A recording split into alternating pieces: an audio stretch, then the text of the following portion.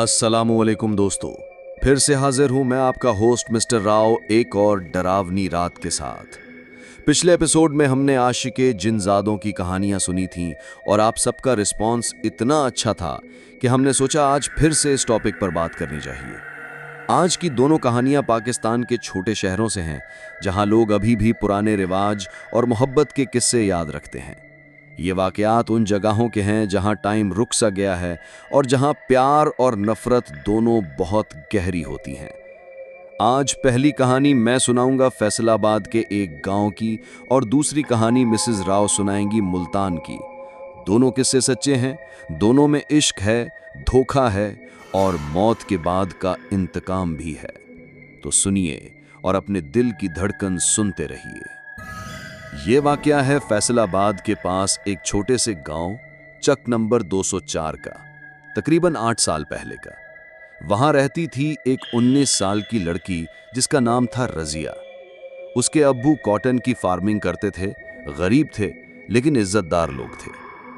रजिया बहुत खूबसूरत थी, लेकिन उसकी असली खूबसूरती उसकी आंखें थीं जो हमेशा सपनों में खोई रहती थी।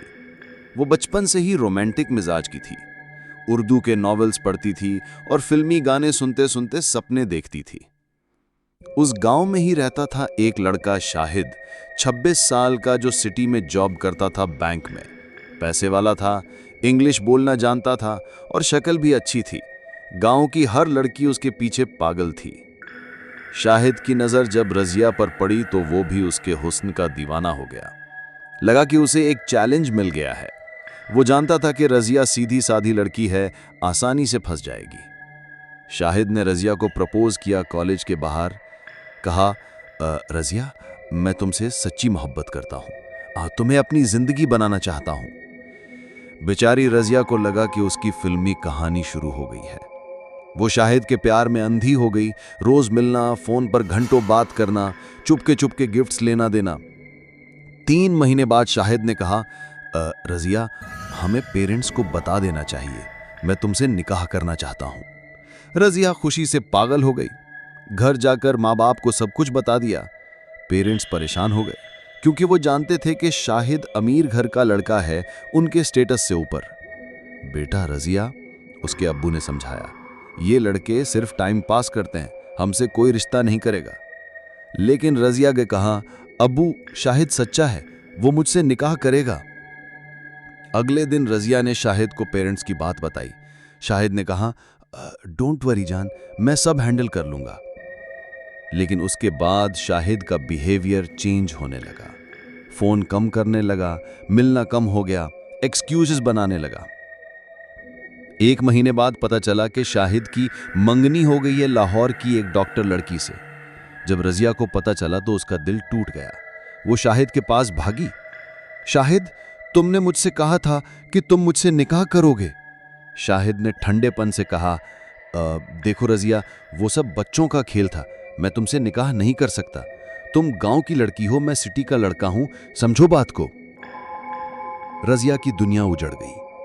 वो घर आई, कमरे में बंद होकर रोती रही। 3 दिन तक कुछ नहीं खाया। चौथे दिन सुबह रजिया की मां ने देखा कि वो अपने कमरे में दुपट्टे से लटकी हुई है।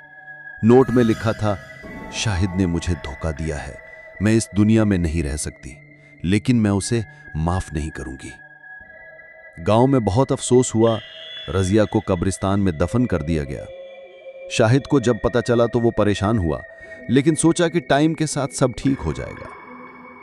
2 महीने बाद शाहिद की शादी हो गई लाहौर में।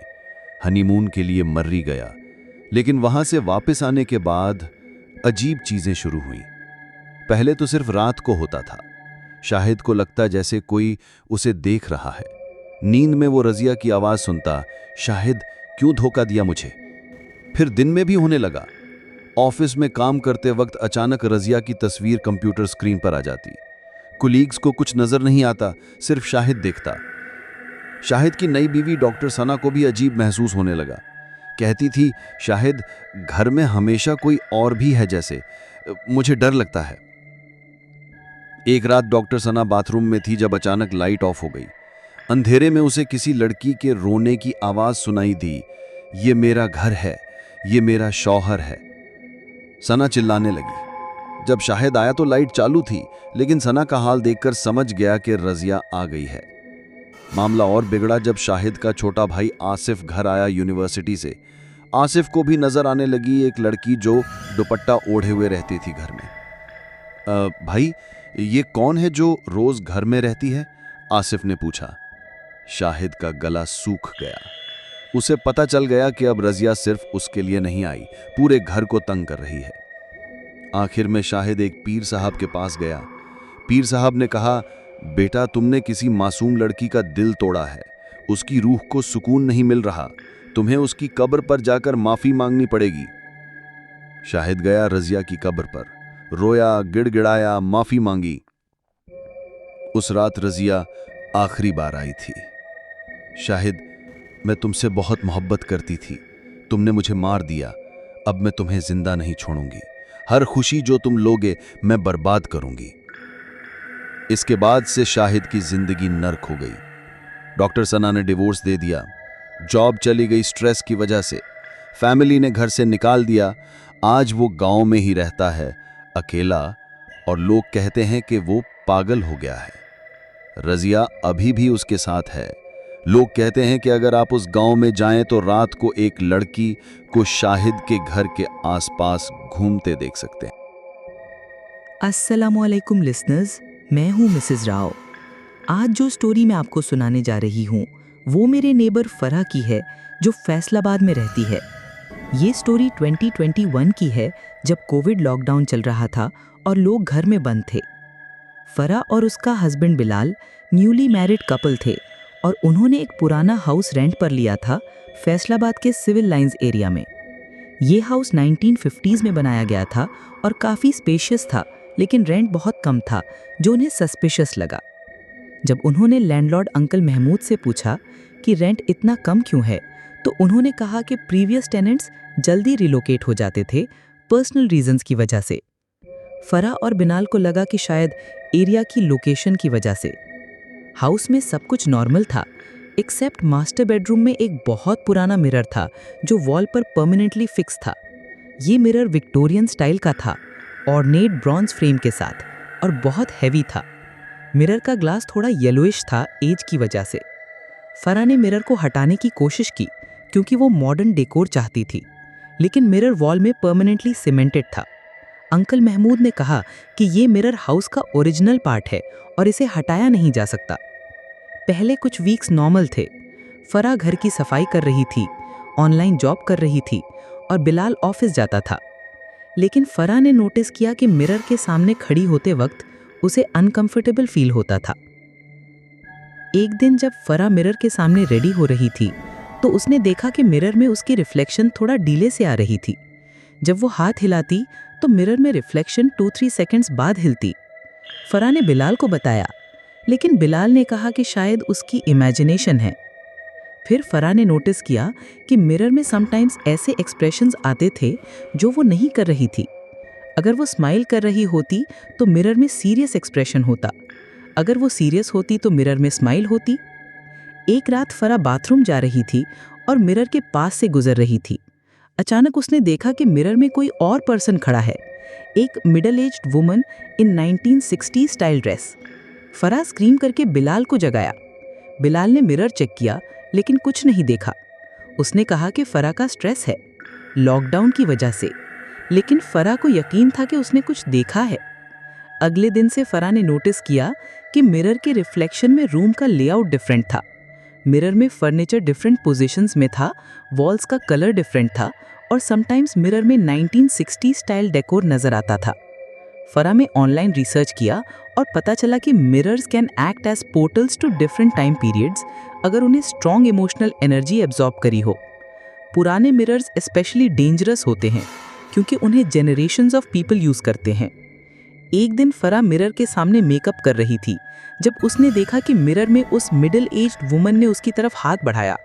फराह ने इंस्टिंक्टिवली मिरर को टच किया और उसका हाथ मिरर में चला गया जैसे मिरर लिक्विड हो।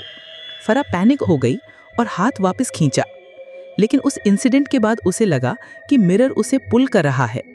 जब भी वो मिरर के पास जाती उसे फील होता कि कोई उसे मिरर में खींच रहा है। फराह ने बिलाल को सब डिटेल में बताया। इस बार बिलाल ने सीरियसली सुना क्योंकि फरा का बिहेवियर चेंज हो गया था। वो मिरर के पास जाने से डरती थी और हमेशा मिरर को अवॉइड करती थी। बिलाल ने डिसाइड किया कि वो मिरर के बारे में इन्वेस्टिगेट करेगा। उसने अंकल महमूद से हाउस की हिस्ट्री पूछी। अंकल महमूद रिलक्टेंटली बताया कि 1960s में इस हाउस में एक फैमिली रहती थी, मिस्टर और मिसेस कुरैशी। मिसेस कुरैशी बहुत वेन थीं और दिन भर उस मिरर के सामने टाइम स्पेंड करती थीं। वो अपनी ब्यूटी के बारे में ऑब्सेस्ड थीं। 1968 में मिसेस कुरैशी सडनली डिसअपियर हो गईं। फैमिली ने पुलिस कंप्लेंट की, लेकिन वो कभी नहीं मिली। अंकल महमूद ने बताया कि लोकल्स का कहना था कि मिसेस कुरैशी मिरर में खो गई थीं। मिस्टर कुरैशी ने हाउस सेल कर दिया और सिटी छोड़ दिया। उसके बाद हर टेनेंट को मिरर के साथ प्रॉब्लम्स होती थीं। बिलाल को समझ आ गया कि मिसेस कुरैशी की स्पिरिट मिरर में ट्रैप्ड है और वो अदर विमेन को भी मिरर में खींचना चाहती है। मिरर एक पोर्टल बन गया था डिफरेंट डिमेंशन का। बिलाल ने लोकल पीर साहब से कांटेक्ट किया। पीर साहब ने कहा कि ये केस हंग्री मिरर का है, एक कर्स्ड मिरर जो सोल्स को ट्रैप करता है। मिसेस कुरैशी की वैनिटी और ऑब्सेशन ने मिरर को कर्स्ड बना दिया था। पीर साहब फरा के घर आए और मिरर के सामने प्रॉपर स्पिरिचुअल क्लेंसिंग की। उन्होंने मिरर को कुरानिक वर्सेस से ब्लेस किया और मिसेस कुरैशी की रूह से बात करने की कोशिश की। मिरर में लाइटिंग अपीयर हुई। I am beautiful, I want to stay beautiful forever, other women should join me. पीर साहब ने समझाया, मिसेस कुरैशी, तुम्हारी ब्यूटी अर्धली थी, रियल ब्यूटी जन्नत में है, तुम्हें इस दुनिया से मूव ऑन करना चाहिए। मिरर में रिस्पॉन्स आया, no, this mirror shows my best self, I don't want to leave. पीर साहब ने एक्सप्लेन किया कि वैनिटी और अर्धली अटैचमेंट्स सोल को ट्रैप कर देते हैं। मिसेस कुरैशी 50+ साल से मिरर में स्टक थीं, अपनी ब्यूटी प्रिजर्व करने के लिए। पीर साहब ने फरा से कहा, बेटा, तुम मिरर से कहो कि मिसेस कुरैशी ब्यूटीफुल हैं, लेकिन अब वक्त आ गया है कि वो रेस्ट करें। फरा ने मिरर के सामने जाकर कहा, मिसेस कुरैशी, आप बहुत ब्यूटीफुल हैं, लेकिन रियल पीस ब्यूटी से ज़्यादा इंपॉर्टेंट है। अल्लाह के पास जाइए और सुकून पाइए। मिरर में मिसेस कुरैशी की इमेज क्लियर आई। वो बहुत सैड लग रही थीं। उसने मिरर में राइट किया, will Allah forgive my vanity? पीर साहब ने कहा, अल्लाह बहुत मेहरबान है, तौबा करो और मूव ऑन करो। मिरर में लास्ट मैसेज आया, thank you, I was trapped by my own ego, I am ready to go now. Mirror की सरफेस फॉगी हो गई और फिर क्लियर हो गई। उसके बाद मिरर नॉर्मल मिरर बन गया, सिर्फ रिफ्लेक्शन शो करता था, कोई डीले नहीं, कोई डिफरेंट सीन्स नहीं। फरा ने बताया कि उस इंसिडेंट के बाद मिरर बिल्कुल नॉर्मल हो गया। वो कंफर्टेबल फील करती थी और कोई पैरानॉर्मल एक्टिविटी नहीं हुई। पीर साहब ने एक्सप्लेन किया कि समटाइम्स पीपल्स स्ट्रॉन्ग ऑब्सेशंस उन्हें अर्धली ऑब्जेक्ट से बाइंड कर देते हैं। मिसेस कुरैशी की ब्यूटी ऑब्सेशन ने उसे मिरर से ट्रैप कर दिया था। फरा और बिलाल अभी भी उस हाउस में रहते हैं और मिरर यूज़ करते हैं डेली रूटीन में, लेकिन उन्होंने सीखा है कि मटीरियल थिंग से अटैचमेंट डेंजरस हो सकती है। इस स्टोरी से हमें पता चलता है कि हमारे ऑब्सेशंस और वैनिटी हमारी सोल को ट्रैप कर सकते हैं। मिसेस कुरैशी अपनी ब्यूटी के ऑब्सेशन में इतनी लॉस्ट हो गईं कि वो मिरर में 50 साल स्टक रहीं। तो लिसनर्स, ये थी द हंग्री मिरर की स्टोरी। देखा आपने कि कैसे मटेरियल ऑब्सेशंस हमारी रूह को ट्रैप कर सकते हैं। मिसेस कुरैशी अपनी ब्यूटी के ऑब्सेशन में इतनी लॉस्ट हो गईं कि वो मिरर में 50 साल स्टक रहीं। आज के एपिसोड में हमने देखा कि मॉडर्न टेक्नोलॉजी और एंशिएंट ऑब्जेक्ट दोनों स्पिरिट्स के लिए मीडियम बन सकते हैं। आसिफ ने फ़ोन यूज़ किया अपनी फैमिली को प्रोटेक्ट करने के लिए और मिसेस कुरैशी ने मिरर यूज़ किया अपनी ब्यूटी प्रिजर्व करने के लिए। मोरल ये है कि हेल्दी स्पिरिचुअल लाइफ के लिए हमें मटेरियल अटैचमेंट से बचना चाहिए, चाहे वो टेक्नोलॉजी हो या ब्यूटी ऑब्सेशन। अल्लाह से कनेक्शन स्ट्रॉन्ग रखना चाहिए और दुनियावी चीज़ों में ज़्यादा अटैच नहीं होना चाहिए। अगर आपके पास भी कोई टेक्नोलॉजी या antique objects related paranormal experience है तो प्लीज़ कमेंट्स में शेयर करिए। हम आपकी स्टोरीज को फीचर कर सकते हैं फ्यूचर एपिसोड्स में। लाइक करना मत भूलिए, सब्सक्राइब करिए, नोटिफिकेशन बेल प्रेस करिए और अपने फ्रेंड्स और फैमिली के साथ शेयर करिए। नेक्स्ट वीक हम और इंटरेस्टिंग रियल हॉरर स्टोरीज लेकर आएंगे। याद रखिए, हर मिरर और हर फ़ोन सिर्फ ऑब्जेक्ट नहीं होता, समटाइम्स उनमें ट्रैप्ड एनर्जीज होती हैं। इसलिए हमेशा बिस्मिल्लाह पढ़कर यूज़ करिए और अल्लाह का प्रोटेक्शन मांगिए। अल्लाह हाफिज़ लिसनर्स, खुदा हाफिज और नेक्स्ट एपिसोड में मिलते हैं। टेक केयर और अपने घर की एंटीक चीज़ों का ख्याल रखिए।